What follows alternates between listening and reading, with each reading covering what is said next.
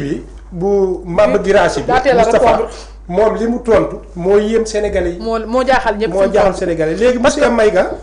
kii conseil constitutionnel bi li mu wax ci wàllu loi interprétative bi fi mu ne kenn ku ne ci ñoom kii mu ngi naan moo am dëgg kële mooy. ñaari parti yëpp di jubilé. voilà mu ngoog loolu moom en tant que juriste. ah mais fii moom c'est le juriste qui parle quoi bon tey damay wax sama printemps la donc man en fait décision bi bett ma woon d'abord. c'était une décision boo xam ne ni ko doon xaar. donc man yàgg naa ko wax ci plateau yi les VAR sont là ne interprétation bi nga xam ne moom la Amadou Ba def. donc du interprétation moom dafa en fait dénaturer complètement loi bi nga xam ne moom la waroon interpréter parce que booy interpréter yoon dafa ne waroo ci yokk waroo ci yàbbi donc une interprétation doit rester fidèle au corps yaa ngi dégg de la loi donc dès l'instant que moom mu rétrécir déjà parce que li mu gën njëkk a def mooy dafa rétrécir champ d'application loi bi nga xam ne moom la waroon interpréter lan laa parce que lu tax mu ne daf ko rétrécir mooy loi bi mu waroon interpréter dafa amul lenn loo xam ne waroon nañ ko ci interpréter parce que dafa leer leer na midi Aïssata Tall Sall dafa ne dans sa proposition de loi tous les faits susceptibles d'avoir la qualification d'infraction criminelle ou correctionnelle dans la période allant de février 2021 à mars 2024 sont amnistiés xam nga loolu jarul moom laa wax toujours ngay nekk un juriste wala bëri ay xam-xam il suffit tout simplement nga dégg tubaab pour xam ne que lii amul lenn loo xam ne war nañ ko ci interpréter interprétation bi Amadou Ba indi moom waxatul tous les faits dafa ne maanaam les faits yi nga xam ne dañu am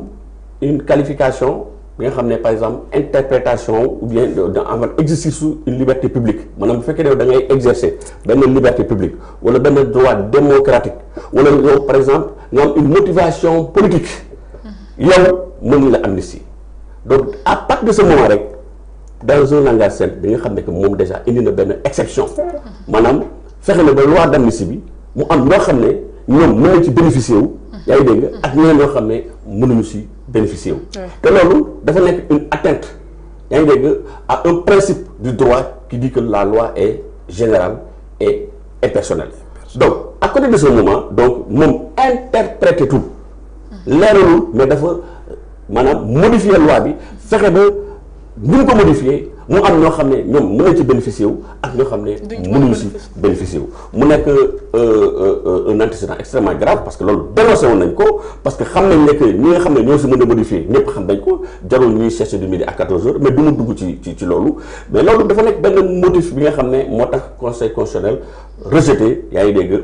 maanaam proposition d'interprétation bi beneen motif bi nga xam ne moom la conseil constitutionnel indi nee na dañoo violer un principe sacro-saint de la constitution mooy article 9 bi nga xam ne dafa ne la loi ne dispose que pour l'avenir et n'a point d'effet rétroactif maanaam loi bu ñu ko xasee ba voté yaa ngi dégg mënul rétroagir mais moom ci loi bi nga xam ne moom la interprété donc parce que loi interprétative dafay rétroagir mais en ce moment constitution li mu wax mooy loi pénale bu gën a sévère warut rétroagir te moom interprétation bi mu indi ci loi bi dafay faire en sorte que loi bi dafay gën a sévère loi bi dafay gën a sévère donc loi boo xam ne dafa sévère mënul di rétroagir lu tax ñu ne loi bi dafa sévère mooy am na ñoo xam ne ñoom dañoo bénéficier wu ci loi d'amnistie bi nga xam ne moom la fi waa kër Macky Sall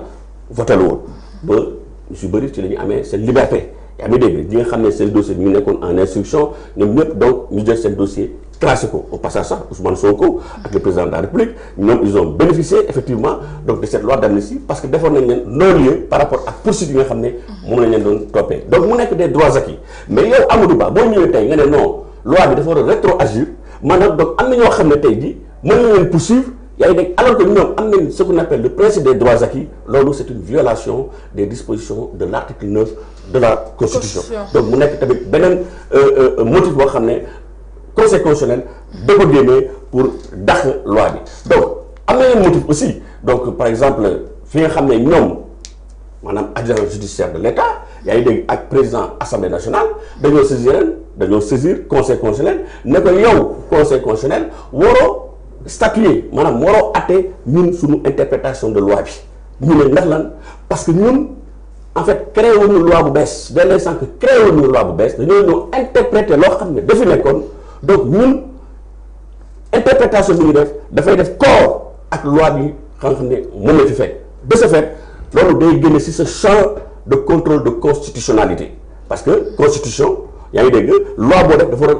nekk en conformité ak la constitution donc ñoom ñeneen donc les lois interprétatives mooy loi bi nga xam ne moom la ñuy interpréter yow conseil constitutionnel yow amoo sañ-sañ pour ne dañ koy atte conseil constitutionnel nag daal di leen débouté foofu ne leen loolu waru leen ko wax parce que man en vertu de l'article 92 de la constitution dafa ne le conseil constitutionnel contrôle la constitutionnalité des lois la wax waxul loi interprétative waxul loi ordinaire wala loi boo xam ne dañ ko fi fekkoon dafa ne des lois donc en vertu de l'article 92 mu ne man conseil constitutionnel am naa sañ-sañ je suis compétent yaa ngi dégg pour atte yaa ngi dégg maanaam loi numéro 08-25 du 2 avril 2025 yaa ngi dégg bi nga xam ne moom la Amadou Ba interprété donc moo tax mu ne donc man am naa sañ-sañ donc pour statuer là-dessus donc am na yeneen motifs yoo xam ne tamit au cours du débat daa ko développé donc ci grosso modo li ñu mën a wax mooy tey jii mooy la loi bi nga xam ne moom la Amadou Ba interprété woon. interprétation la ñuy wax mais je mets ça entre griffes mais en réalité ça n'est pas une et loolu conseil constitutionnel leeral na ko donc loi boobu conseil constitutionnel da ko dàq parce que dafa jàpp ne que. interprétation bi nga xam ne moom la Amadou Ba def donc méngoowul c'est pas conforme à la constitution donc man su ma gisee tey jii gars yi di jubilé ñu naan woy li ñu doon bëgg amoon nañ li ñu bëggoon ak yooyu mais daf may jaaxal parce que beneen affaire dafa am te loolu xam naa ci la gars yi di sukkandiku pour ne ñoom am nañ dëgg parce que conseil constitutionnel dafa dem foo xam ne dans son considérant numéro 31 je pense bien mu ne par exemple tout ce qui est meurtre crime assassinat crime de torture acte de barbarie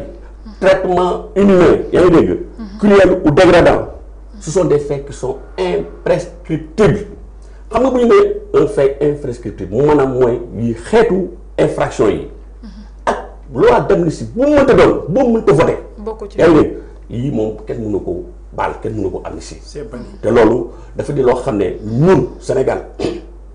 dañoo ratifié woon yaa ngi dégg ay traités ak ay accords internationaux yoo xam ne dañ ko consacré même dans le préambule de notre constitution suñu constitution bi ci boppam préambule mooy li nga xam ne balaa ñuy dugg ci ay articles 1 2 ak 3 dañu ne ñun Sénégal dañoo ratifié ay traités ak ay accords internationaux yoo xam ne tey jii te loolu bu ñu ko defee c'est pour vous montrer l'importance bi nga xam ne moom la Sénégal jégleel accords ak traités internationaux yooyu parce que yooyu moom moo nekk au-dessus de la constitution donc ne def accord ak traité internationaux yooyu dañoo ne lépp luy torture lépp luy crime yaa ngi dégg mooy fee nga xam ne moom la conseil constitutionnel évoqué fii assassinat acte de barbarie yaa ngi dégg traitement inhumain des actes dégradants cruels yooyu mënuñu ko amnistier ce sont des faits qui sont imprescriptibles kooku je te dis avis amul parce que en matière de droit ce qu'il faut comprendre bu ñu nee un fait il est prescrit yaa ngi dégg maanaam tey jii am na giir boo xam ne par exemple nga def benn infraction délictuelle nga sàcc benn par exemple une moto je prends un exemple yow boo toogee pendant 3 ans 4 ans kenn inquiété wu la jàpp ñu la yaa ngi dégg je veux pas faire l'apologie aussi du vol bon bref mais am na benn délai boo xam ne yow bu fekkee ne yow poursuivre ñu la jàpp ñu la donc kenn mënut la topp donc loolu la ñuy wax le fait l'infraction est prescrite en matière criminelle par exemple c'est 10 ans par exemple quelqu'un qui se rend coupable d'un crime bon faat bakkan ou bien je sais pas affaire de drogue par exemple le drogue est criminalisé ou le viol nga violer quelqu'un ñu toog pendant 10 ans yoo xam ne jàpp ñu la xamuñu kan mooy auteur bi donc au-delà de 10 ans dañ ne donc infraction bi c'est prescrit donc ça veut dire mënatuñu la topp ci dara mais quand on dit un fait est imprescriptible maanaam yii muy meurtre crime assassinat crime de torture acte de barbarie yaa ngi dégg traitement inhumain cruel ou dégradant loolu amul prescription c'est imprescriptible donc xeetu infraction yooyu yaa ngi dégg yi nga xam ne tey jii ci loi bi nga xam ne moom la fa waa kër Macky Sall yi voté lu woon parce que ñoom loolu dafa xawoon lëndëmal xel yi yaa ngi dégg moo tax gars yi ñu ne non il faut ñu leeral mbir bi mais li ñu war a comprendre mooy amul lenn loo xam ne c'est nouveau dans cette affaire amul lenn lu fi bees parce que loi bi nga xam ne moom la fi waa kër Macky Sall yi voté lu woon dès l'instant que ñun Sénégal dañoo ratifié ay traités ak ay accords internationaux kon infraction yi donc c'est pris en compte quel que soit alpha yaa ngi dégg mënuñu leen amnistier dès l'instant que ci biir article boobu sax bi nga xam ne moom la ñu attaqué mooy loi d'amnistie bu Maître Aïssata Tall Sall dañu ne la loi d'amnistie ne préjudicie pas aux droits des tiers maanaam mooy képp koo xam ne yow par exemple jàpp nga ne dañ la torturer yaa ngi dégg donc loi d'amnistie bi nga xam ne moom la fi Maître Aïssata Tall Sall voté la woon du tey boo porté plainte sur juridiction yi dañ ko war a atte ils sont tenus de la tête atte ko képp koo xam ne victime nga d'acte de barbarie de torture de crime yaa ngi dégg ak yu demee noonu de traitement dégradant yaa ngi dégg donc yooyu yëpp ce sont des infractions yi nga xam ne tey jii mënuñu évoquer amnistie pour ne man duñ ma topp ci loolu ou bien donc fait que donc ce sont des faits qui sont amnistiés mënuñu ko amnistier. Donc aujourd'hui donc il y a une certaine confusion que les politiciens dañ koy jëm a dugal moo tax il est bon ni ñu xam ne que fii amul lenn loo xam ne bees na fi. léegi ñoom am mooy ak ñii ciblé ñii naan ñoo am. kan moo ci gën a bénéficié wu kan moo ci am ndam. non xam nga tey man en tant que juriste dama ne tey jii c'est le droit mu am ndam c'est la cour le conseil constitutionnel Sénégal moo gagné. amul kenn koo xam ne gagné nga man loolu mooy sama position. parce que tey conseil constitutionnel jël na une décision historique. une décision boo xam ne ñun Sénégalais ñun ñëpp dañ koy ànd dañ ciy ànd di ko rafetlu aussi te c'est pas la première fois du guleet jëloon nañ fi ay décisions dans le passé mooy bi fi Macky Sall bëggee def 3e mandat ñu ne ko non du fi am na fi woon amul Macky Sall bu mu bëggee prolonger mandat élection yi bëggoon ko reporter conseil constitutionnel moo taxaw ne ko non du fi am donc conseil constitutionnel mu am benn rôle extrêmement important bi nga xam ne un rôle de régulateur un gardien de la constitution bu ñu waxee gardien de la constitution au sens propre même du mot c'est le conseil constitutionnel ñu am ay prérogatives yoo xam ne tey jii ñoom ñu ngi koy